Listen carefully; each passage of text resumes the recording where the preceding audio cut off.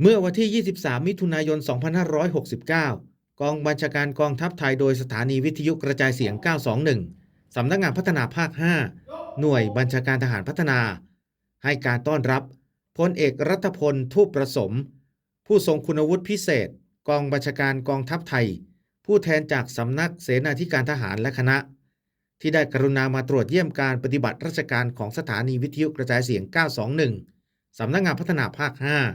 หน่วยบัญชาการทหารพัฒนา โดยรับฟังการบรรยายสรุปกิจการต่างๆของหน่วย และสถานีโทรคมทหารพิษณุโลก แผนกปฏิบัติการโทรคมนาคมที่ 3 ส่วนปฏิบัติการโทรคมทหาร ศูนย์ปฏิบัติการสื่อสารสารสนเทศ ศูนย์บัญชาการทางทหาร